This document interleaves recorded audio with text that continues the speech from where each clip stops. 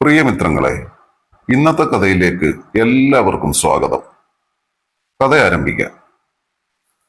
എന്റെ പേര് നീന. എന്റെ ജീവിതത്തിലുണ്ടായ ഒരു ചെറിയ അനുഭവമാണ് ഞാൻ ഇന്നിവിടെ പറയാൻ പോകുന്നത്. എന്റെ വിവാഹം കഴിഞ്ഞിട്ട് 3 വർഷമായി. ഭർത്താവ് അനിൽ. വീട്ടിൽ ഭർത്താവിന്റെ അമ്മയുണ്ട്. അച്ഛൻ നേരത്തെ മരിച്ചുപോയി. അനിലേട്ടനാണെങ്കിൽ ടൗണിൽ ഒരു പലചരക്ക് കടയാണ്. കടയടച്ചെന്നും ഒരു 10 മണിയാകുമ്പോഴേക്കും വീട്ടിൽ വരും. നല്ല സ്വഭാവമാണ്.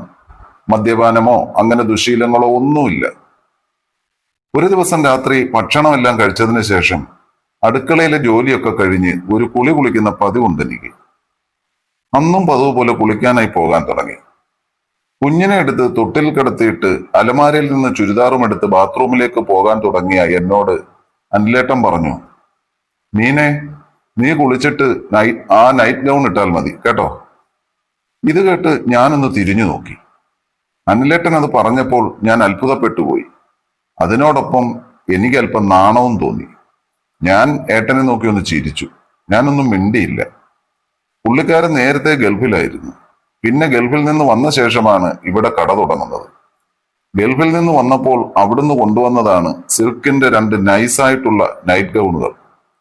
അർദ്ധനഗ്നത പ്രകടമാക്കുന്ന ആ നൈറ്റ് ഗൗൺ ധരിക്കാൻ അന്നേ എനിക്ക് ഭയങ്കര മടിയായിരുന്നു. കാരണം വേറെയൊന്നും കൊണ്ടല്ല കേട്ടോ. നൈസായിട്ടുള്ള തുണി ആയതുകൊണ്ട് തന്നെ അത് ഇട്ട് കഴിഞ്ഞാൽ ഉള്ളിൽ എന്തൊക്കെയാണെന്ന് പുറത്ത് നല്ലപോലെ തെളിഞ്ഞു കാണാം. എന്നെ അങ്ങനെ കാണുന്നത് അനിലേട്ടന് ഭയങ്കര ഇഷ്ടമായിരുന്നു. പക്ഷേ അനിലേട്ടൻ അന്ന് ഒത്തിരി നിർബന്ധിച്ചപ്പോൾ എനിക്കത് ഇടേണ്ടി വന്നു. അന്ന് രാത്രിയിൽ ഞാനും അനിലേട്ടനുമായുള്ള കലാപരിപാടികളെല്ലാം കഴിഞ്ഞ് വെളുപ്പിനെയാണ് ഒന്ന് ഉറങ്ങാൻ പറ്റിയത്. രാവിലെ കതകിൽ മുട്ടുകെട്ടപ്പോഴാണ് പെട്ടെന്ന് ചാടി എഴുന്നേറ്റത്. വെപ്രാളത്തിൽ പോയി കതക് തുറന്നപ്പോഴോ ദാ നിൽക്കുന്നു തൊട്ടുമുന്നിൽ അനിലേട്ടന്റെ അമ്മ. അല്ലേ, നേരം വെളുത്തു ഒന്നും നിങ്ങൾ രണ്ടുപേരും അറിഞ്ഞില്ലേ? ഇതെന്തൊരു ഉറക്കമാണ്? എന്താ, ഞാൻ അറിയാതെ രണ്ടുപേരും കൂടി രാത്രി ഉത്സവത്തിനോ സിനിമയ്ക്കോ വല്ലതും പോയോ? ഇതൊക്കെ പറഞ്ഞ് ശകാരിച്ചതിന് ശേഷമാണ് അമ്മ എന്നെ ശ്രദ്ധിച്ചത്. എന്നെ അടിമുടിയൊന്ന് നോക്കിയമ്മ. അയ്യേ, ഇതെന്ത് വേഷമാടി? പോയി തുണിയെടുത്തു കൊടുക്കുവണ്ണേ. ഇതും പറഞ്ഞിട്ട് അമ്മ പോയി. അപ്പോഴാണ് ഞാൻ ഇട്ടിരിക്കുന്ന വേഷത്തെക്കുറിച്ച് ബോധവതിയായത്. ഛേ, നാണക്കേടായി. അമ്മ എന്തു വിചാരിച്ചു കാണും? ഞാൻ ആകെ ചൂളിപ്പോയി. പിന്നെ 2-3 ദിവസത്തേക്ക് അമ്മായിയമ്മയുടെ മുഖത്ത് നോക്കാൻ തന്നെ എനിക്ക് വല്ലാത്ത ബുദ്ധിമുട്ടായിരുന്നു. അന്ന് ഞാൻ മനസ്സുകൊണ്ട് വേണ്ടാന്ന് വെച്ച് ഊരിയതാണ് ആ വേഷം. പിന്നെ എന്റെ ജീവിതത്തിൽ ഇതേവരെ അത് എടുത്തിട്ടിട്ടില്ല. കുറെ നാളുകളായി. ഇപ്പോഴാണ് അനിലേട്ടൻ വീണ്ടും അത് എടുത്തിടാൻ പറയുന്നത്. എന്റെ മനസ്സിൽ 1000 നക്ഷത്രങ്ങൾ മിന്നിമറയുന്നതായി എനിക്ക് തോന്നി. കൊച്ചു കള്ളൻ. അപ്പോൾ ഇന്ന് ഏതാണ്ടൊക്കെ ഉദ്ദേശിച്ചാണ്. കുറച്ച് നാളുകളായി ഏട്ടൻ എന്നെ നല്ലപോലെ ഒന്ന് ചെയ്തു തന്നിട്ട്. പണ്ടൊക്കെ എത്ര റൊമാൻറ്റിക് ആയിരുന്നു. എല്ലാ ദിവസവും കുറഞ്ഞതൊരു 2 തവണയെങ്കിലും എല്ലാം നടക്കുമായിരുന്നു. പക്ഷെ ഞാനിപ്പോൾ ഒന്ന് സ്നേഹത്തോടെ അടുത്തേക്ക് ചെല്ലുമ്പോൾ തന്നെ ഏട്ടൻ അപ്പുറത്തേക്ക് തിരിഞ്ഞങ്ങ് കിടക്കും. നീ ആ ലൈറ്റ് ഓഫാക്കിയിട്ട് കിടക്കാൻ നോക്ക്. എനിക്കിന്നാണെങ്കിൽ ഭയങ്കര ക്ഷീണം.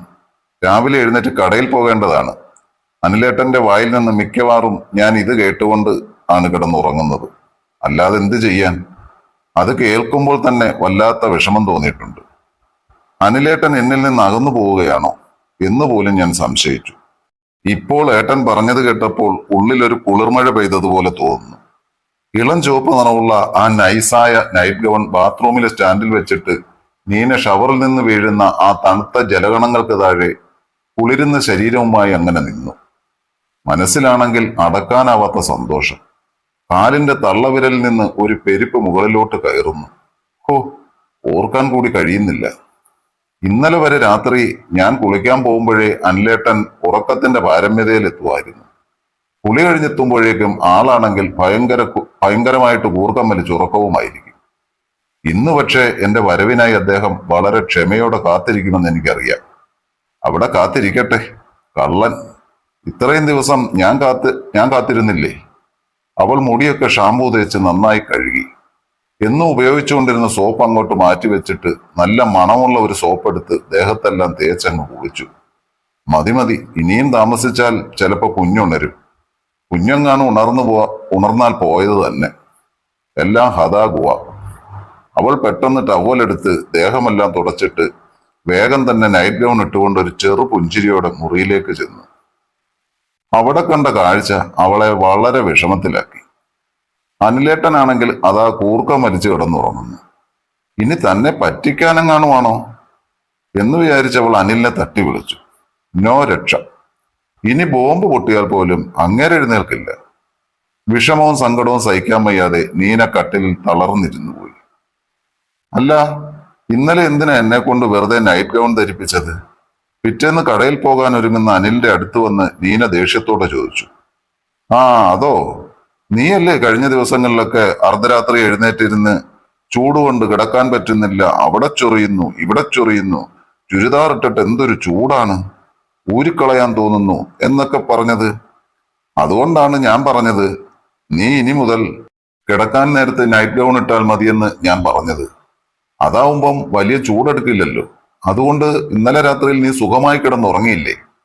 എനിക്കെന്തോ വലിയ ത്യാഗം ചെയ്തതുപോലെ വലിയ ആത്മസംതൃപ്തിയോടുകൂടി പറഞ്ഞിട്ട് അനിലേട്ടൻ പുറത്തേക്ക് ഇറങ്ങി. എനിക്കാണെങ്കിൽ ദേഷ്യം വന്നിട്ട് എന്ത് ചെയ്യണമെന്ന് അറിയാതെ നിന്നു. എല്ലാ ദേഷ്യവും മനസ്സിലടക്കി ഞാൻ അടുക്കളയിലേക്ക് പോയി. കുറച്ചു സമയം കഴിഞ്ഞപ്പോൾ പുറത്തൊരു ബൈക്കിന്റെ ശബ്ദം. അത് അനിലേട്ടന്റെ ആണല്ലോ. എന്തു പറ്റി? കടയുടെ താക്കോലെടുക്കാൻ മറന്നോ? ഞാൻ ദേഷിച്ച് നോക്കാൻ പോയില്ല. എന്നെ വിളിച്ചുകൊണ്ട് ഏട്ടൻ അടുക്കളയിലേക്ക് കയറി വന്നു. എന്താ? ഞാൻ ചോദിച്ചു. അമ്മ എന്തേടി? ചേട്ടന്റെ ചോദ്യം. അമ്മ രാവിലെ അമ്പലത്തിൽ പോകുന്ന കാര്യം അറിയില്ലേ? ഞാൻ ശകലം ചൂടായിട്ടാണ് പറഞ്ഞത്. നീ ഇനി വന്നേ. കടയുടെ താക്കോൽ കണ്ടില്ല. ഞാൻ റൂമിലൊക്കെ നോക്കിയിട്ട് അവിടെങ്ങും ഇല്ല. നീ വന്നൊന്ന് നോക്കിയെടുത്തതാ, ചേട്ടൻ പറഞ്ഞു. ഞാനാണെങ്കിൽ മനസ്സില്ലാ മനസ്സോടെ റൂമിലേക്ക് ചെന്ന് അലമാരയിലും മെത്തയുടെ അടിക്കും എല്ലാം നോക്കി. പക്ഷെ അവിടെ അങ്ങും താക്കോലില്ല. അപ്പോഴാണ് പുറകിലൊരു ശബ്ദം കേട്ടത്. അനിലേട്ടൻ തിരിഞ്ഞു നിന്ന് കതകിന്റെ കുറ്റിയിടുന്നു. ഇങ്ങർക്കിത് എന്തു പറ്റി സമയമില്ലാ സമയത്ത്? ഞാൻ അത്ഭുതത്തോടെ നോക്കി. ഏട്ടൻ ഒരു ചിരിയൊക്കെ ചിരിച്ചുകൊണ്ട് എന്റെ അടുത്ത് വന്നു നിന്നു. എന്നിട്ട് പറഞ്ഞു, ഇന്നലത്തെ സർവ്വ കടവും ഞാൻ തീർക്കാൻ പോവുക. ഞാനൊന്നും മിണ്ടിയില്ല. ഞാനൊന്ന് ചിരിച്ചു. പിന്നീട് അവിടെ നടന്നത് വീശിയടിച്ച ഒരു ചുഴലിക്കാറ്റെന്ന് വേണം പറയാൻ.